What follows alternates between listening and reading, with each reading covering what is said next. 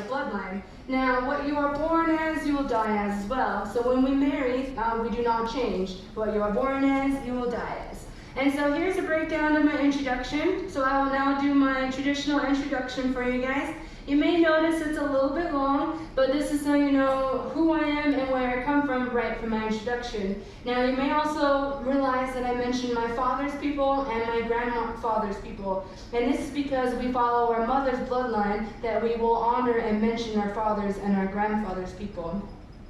Kar yuchatuasak, slingit kenach, dia yuchatuasak, yechna chatsati, shluchna hari anchat, hechji hitdach, Gutski kwan yadi, wushki tom dashkan, ganach chish ha'yadi, anyat kusani, hunakau.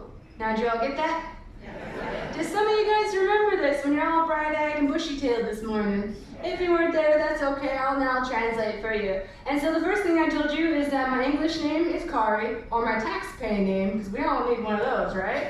Now, my Tlingit name is Dia. I'm of the Raven moiety of the Koho Semin clan. So think of the clans as different family groups. Now, also think of it like your crests, like your coat of arms, like some families have. Each family will have a different emblem that they use and a different region that they're from. So these clans are just like that. They're different family groups from different areas.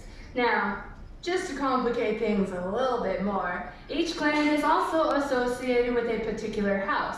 I am from the Frog House. Now, this is not just a mythological thing that, ooh, the Frog House. It's actually our longhouses, and they have names with them. So when they were building the Frog House, my longhouse, they were building the 4 house posts, and they were digging those for the 4 house posts. And they got tired, so they went to rest, and the next morning they came back to work on the building again. Well, what do you know? There was a white frog crawling out of the ground. So they picked this white frog up, they took it many miles, and they set it down.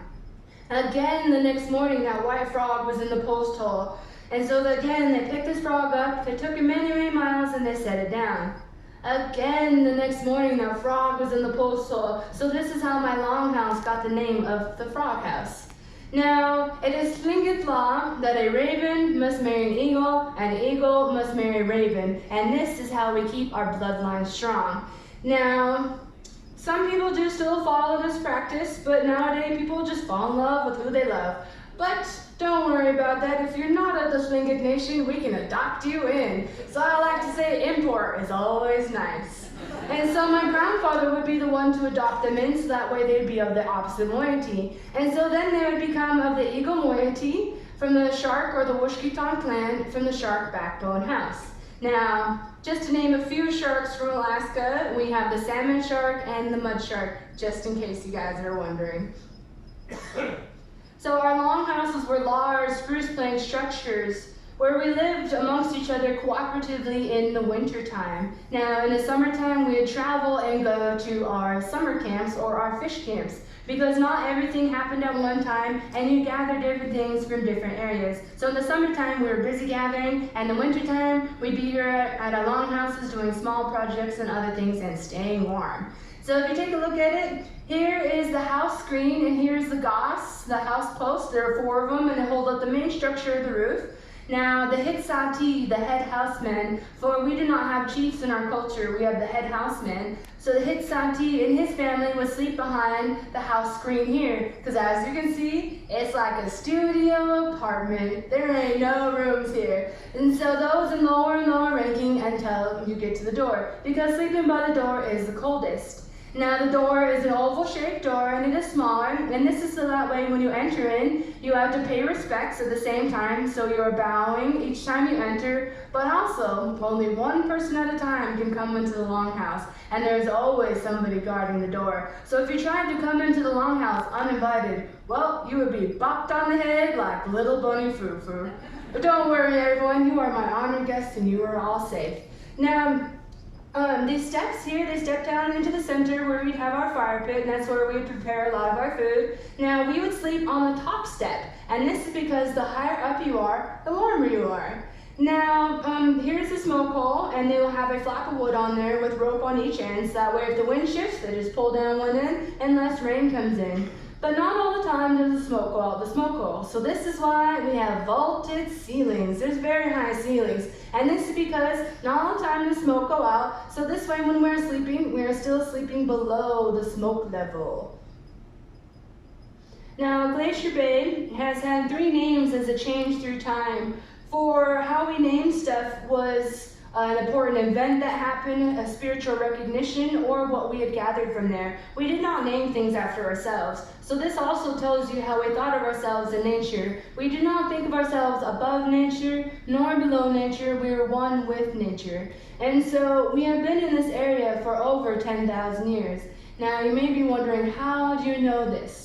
Well, they found a man in a cave, and they carbon dated his molar, and he ended up being 13,000 years old. And we have been here much longer than that. And so we will always say we have been here since time immemorial.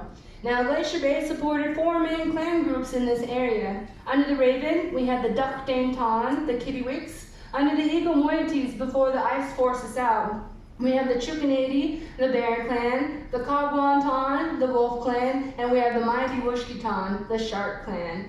And so this is why the name Sit-Iti-Glei translates into the bay in place of the ice, because this always was not a bay. So the first name that we gave Glacier Bay was called Se-Shui, meaning among the silt, because there was a river flowing from way up north that carried huge amounts of glacier silt past the village. And the old village site was roughly around where the Welcoming Center is today. And so could you guys imagine this not being a bay at all, with just a river going down through the middle of it and a glacier in your backyard? It's a little hard to imagine, right? Glacier in your backyard. But that's what it was. It was always just in our backyard and it never did anything. Now, when it was in our background, in our backyard, we call it Sit-Tooch, the little black glacier, because it was just always in our backyard and it never did anything. It just sat there. Now, our stories and our songs are also important history markers, for we did not have a written language until the late 1960s. So we have oral history, oral traditions, and this is what kept our history alive. And so, there is a story of a young woman who was coming into womanhood, and when you come into womanhood, they will put you in a hut by yourself, because you do not know the powers you possess when you come into womanhood. Now, this young woman was getting angry, don't they all, huh?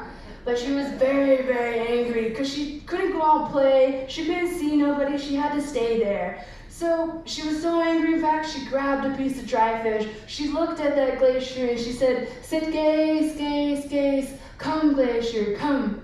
And it just so happened that at the time that she dropped that piece of dry fish, that this glacier came advancing down on our people as fast as a dog could run. Now everybody was wondering, what's going on? What's going on? Well, the little sister told on the big sister. She did it. She's the one that did it. She was teasing the glacier and calling it like a dog. The grandmother, realizing the dishonor that the grandchild had done, she decided to take her place because she was past childbearing years, so she would let her granddaughter live so that way she could give children. Now, this is why we will say thank you to Costine, for she stayed behind and gave herself to the spirit of the glacier, saving the Hunatlinget.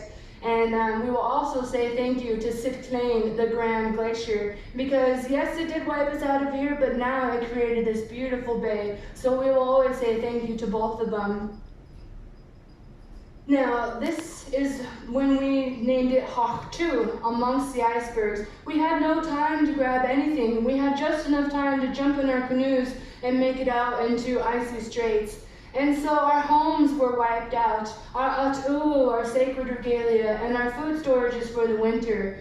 Now, the Chukanady, while they're out there, they called it Hoch-2, among the icebergs, because we were out there in icy straits bobbing along amongst the icebergs. Now, we always knew of Huna, because Huna was always a fishing summertime camp, so we already knew about it. So we went there after we were forced out of Glacier Bay. But while they were out there, the Chukanady composed a song called Ishan Gushe, and some of it goes, Ishan Gushe. And this then became their cry song, and they will only bring it out for special occasions because it is so spiritually powerful. But this song marks that important history. Slingit Uhan Hus. We were the human beings that lived by the tides, 4, there is a 15 to 25 foot tide difference.